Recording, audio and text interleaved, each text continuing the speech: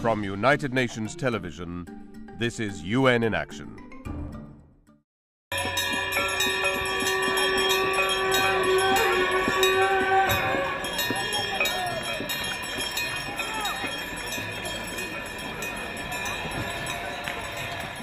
On the banks of the Ganges River, women pray to the gods in the name of good health and prosperity for their husbands. Being a widow here is like a death sentence. In some parts of India, widows commit sati, throwing themselves on their husband's funeral pyre in an act of self-immolation. No woman will do that, leaving her children behind. Dr. Mohini Giri is a human rights activist. She labored for 4 decades, fighting for these invisible, forgotten women. There was one widow who was lying dead on the streets. And the vultures were coming and eating her flesh, dogs were coming there, and the people were walking past it and nobody was caring even to pick up the dead body. And that really shook me absolutely. In 1829, sati was banned by the British. But even though it was banned, it still happens in some areas. A temple was even built in the name of one such woman. Priest Ajay Tiwari guards the temple around the clock. People keep coming from far and near to visit the temple every day to get a glimpse.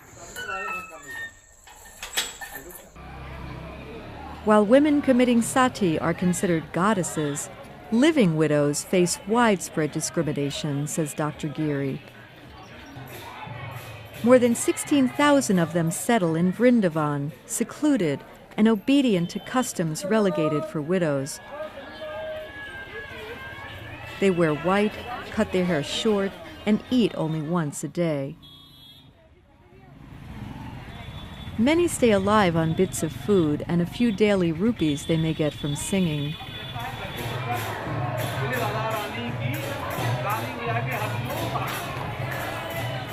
And those who can no longer sing resort to begging in the streets, living one day at a time. Haunted by the image of the dead body in the street and determined to help widows, Dr. Giri traveled the world raising funds. In 2008, she built an ashram, or shelter for widows. What am I trying to achieve? To give dignity in death to these women, to give them a healthier life. Women are now totally empowered. The ashram, also located in Vrindavan, is home to some 500 widows, including Kamla, widowed for 40 years. It looks nice. We get to eat and drink. Everybody lives together here.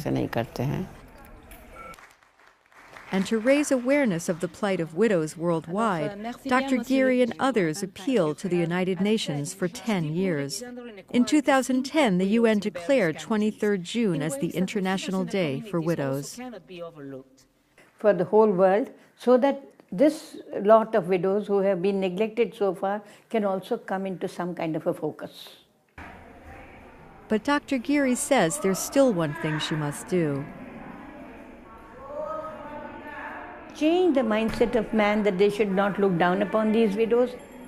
For now, Kamla is content on settling for inner peace and spending her final days at Dr. Giri's ashram. When I get sick and my hands and feet stop working, I will live and die here.